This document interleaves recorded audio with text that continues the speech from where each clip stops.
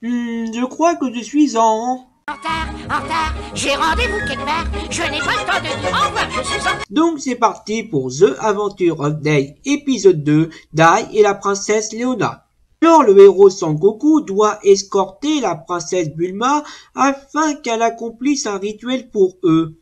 Attendez, c'est pas la bonne série. Alors le héros Dai doit escorter la princesse Leona à une grotte souterraine pour qu'elle fasse un rituel pour bénir le dieu de la terre. Sur la route, ils commenceront à faire connaissance et plus y affinité et comprendront que les monstres sont peut-être pas la race la plus dangereuse de leur univers. Comme je l'avais pressenti, on peut, grâce au design d'Akira Toriyama, deviner la personnalité d'un personnage assez facilement. Et bien sûr, Leona ressemble pas mal à Bulma. Pour le côté princesse épaisse, le côté inventeur, ça devrait être un autre personnage.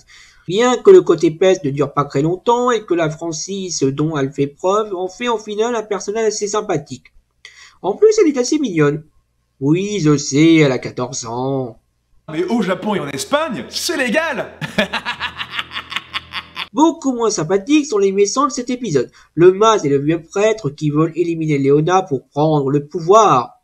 Des stéréotypes qui me semblent, d'après ce que j'en sais, relativement courants dans les jeux Dragon Quest, ainsi que dans Chrono Tiger, un autre jeu encore designé par Akira Toriyama. Faites une série là-dessus, s'il vous plaît, la Toei. Naturellement, j'ai également fait la comparaison avec ce personnage durant mon visionnage. Et histoire de respecter les codes de Dragon Quest en particulier et du Soleil en général, Dai ne peut utiliser la magie que quand Leona est en danger de mort. Il s'en sert donc pour battre le sage Ripo et son complice, qui sont, je pense, envoyés en tôle.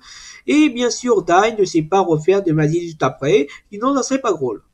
Donc dans cet épisode, on continue l'incro avec le démarrage de l'amitié entre Dai et Leona, qui finira forcément par aboutir à quelque chose d'un peu plus concret. Même si je sens que vu que le manga de base date des années 80, passer à l'étape suivante va sûrement prendre un certain nombre d'épisodes.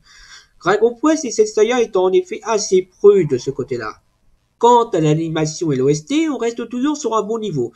Continuez comme ça les gars. Bon, à part cette histoire de CSJ où je trouve quand même que les gens sont un petit peu durs là-dessus. C'était donc Maître Zéanote. À bientôt pour l'épisode 3. Bye.